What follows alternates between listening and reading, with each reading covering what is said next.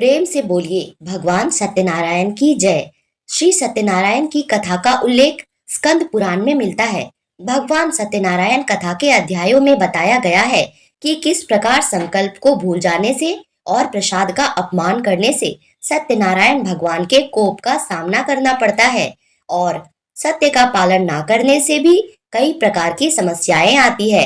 इसी के साथ जो भक्त सत्य का साथ देते हैं, भगवान सत्यनारायण सदैव उसका साथ देते हैं।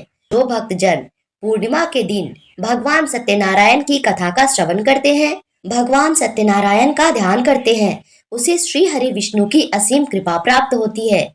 इस कथा का श्रवण और पाठ जीवन में सुख समृद्धि और शांति दिलाता है और विविध प्रकार से समस्याओं से मुक्ति भी दिलाता है। तो प्रिय भक्तगणों, आज हम इसी विश्वास और श्रद्धा के साथ इस पवित्र कथा का प्रसन्नचित्त मन से श्रवण करेंगे, ताकि सत्यनारायण भगवान की कृपा से हम सभी के जीवन में सुख शांति बनी रहे। तो सबसे पहले भगवान सत्यनारायण का ध्यान करते हैं, जिनका स्वरूप शांतिपूर्ण है, जो शेष नाग की सैया पर विराजमान है, जिनकी नाभि में कमल है, जो समस्त सृष्टि के आधार है, जिनके नेत्र कमल के समान सुंदर हैं, जो संसार के सभी भय का नाश करके प्राणियों के लिए पालनहार हैं। श्री लक्ष्मी जी जिनके चरण दबाती है, समस्त देवता जिनके आगे नतमस्तक हैं, ऐसे भगवान श्री सत्यनारायण को कोटि कोटि प्रणाम। प्रेम से बोलिए सत्यनारायण भगवान की जय।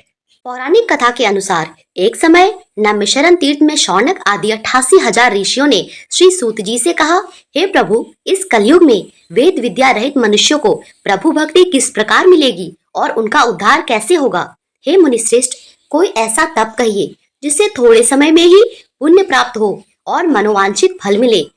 ऐसी कथा को सुनने की हमारी इच्छा है। सर्वशास्त्र ज्ञाता श्री सूत जी बोले, हे वैष्णवों में पूज्य, आप सब ने प्राणियों के हित की बात की है।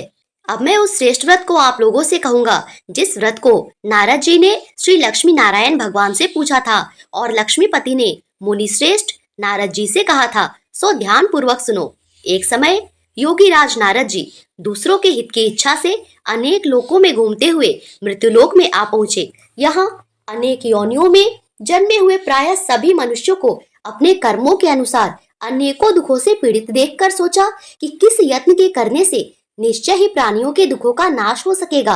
ऐसा मन में सोचकर देवर्षि मुनि श्री विष्णु लोक को गए।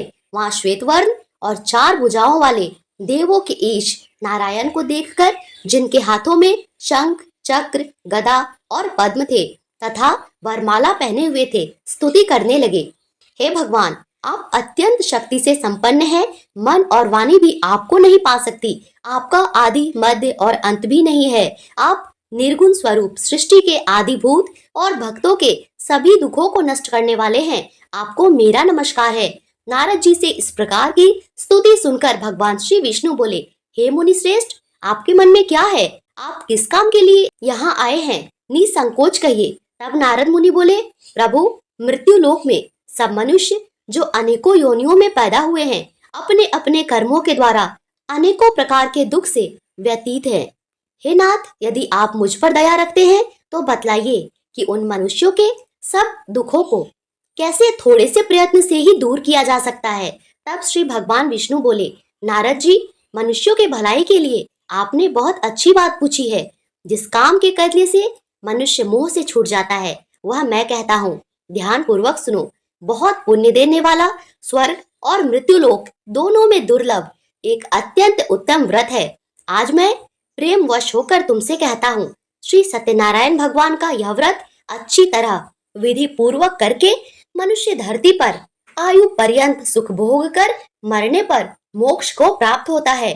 श्री भगवान के वचन सुनकर नारद मुनि बोले, हे भगवान, उस व्रत का क्या फल है, क्या विधान है और किसने यह व्रत किया था और किस दिन इस व्रत को करना चाहिए? विस्तार पूर्वक कहिए भगवान। भगवान विष्णु बोले, हे नारद, दुख शोक आदि को दूर करने वाला, धन धान्य को बढ़ाने वाला, सौभाग्य और संतान देने वाला यह व्रत सब स्थानों पर विजय पाने वाला है। भक्ति और श्रद्धा के साथ किसी भी दिन मनुष्य श्री सत्यनारायण की प्रातः काल के समय ब्राह्मणों बंधुओं के साथ धर्म परायण होकर पूजा करे भक्ति भाव से नैवेद्य केले का फल, शहद, घी, दूध और गेहूं का आटा सवाए लेवे। गेहूं के अभाव में साठी का चूर्ण भी ले सकते हैं और सब पदार्थों को भगवान को अर्पण कर दे तथा बंधुओं सहित ब्राह्मणों को भोजन कराए।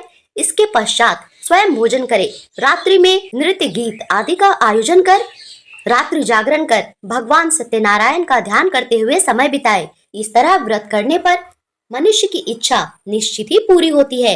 विशेष रूप से कलिकाल में भूमि पर यही मोक्ष का सरल उपाय है। प्रेम से बोलिए श्री सत्यनारायण भगवान की जय। श्री सत्यनारायण व्रत कथा का प्रथम अध्याय संपूर्ण। दूसरा अध्याय। सूत जी बोले, हे ऋषियों, जिसने पहले समय में इस व्रत को किया है उसका इतिहास कहता हूँ, ध्यान पूर्वक सुनो। सुंदर काशीपुरी नगरी में एक अत्यंत निर्धन ब्राह्मण रहता था। वह भूख और प्यास से बेचैन हुआ नित्य पृथ्वी पर घूमता था। ब्राह्मणों से प्रेम करने वाले भगवान ने ब्राह्मण को दुखी देखकर बूढ़े ब्राह्मण का रूप धरकर उसके पास जाकर आदर पूर्वक पूछा, हे विप्र, तुम नित्य दुखी होकर पृथ्वी पर क्यों घूमते हो? ब्राह्मण, यह सब मुझसे कहो, मैं सुनना चाहता हूँ। तब वह ब्राह्मण बोला, मैं निर्धन ब्राह्मण हूँ, भिक्षा के लिए पृथ्वी पर फिरता हूँ। हे भगवान, यदि आप इससे छुटकारा पाने का कोई उपाय जानते हैं तो कृपा कर मुझे बताएं।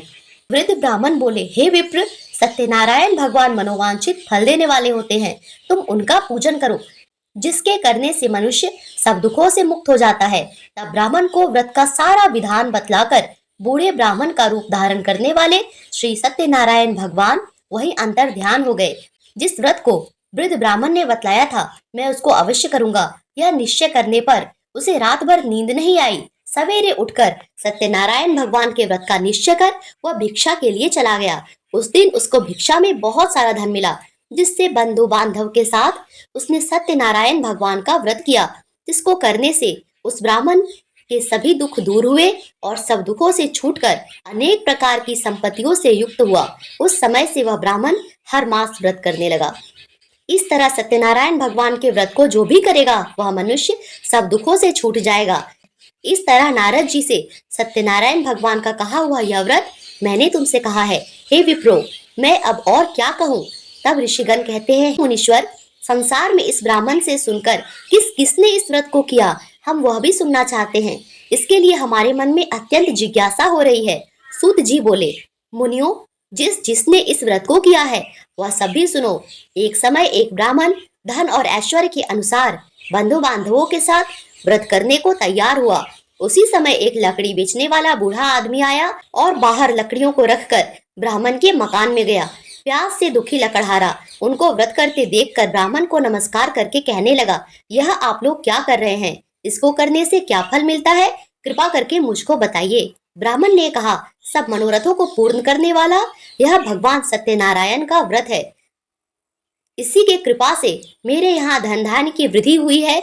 ब्राह्मण से इस व्रत के बारे में जानकर लकड़हारा अत्यंत प्रसन्न हुआ। चरणामृत लेकर प्रसाद ग्रहण करने के बाद वह अपने घर को गया।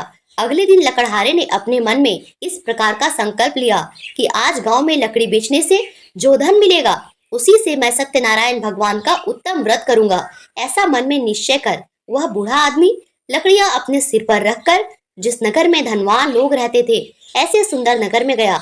उस दिन वहां पर उसे उन लकड़ियों के दाम पहले से चौगुना मिला।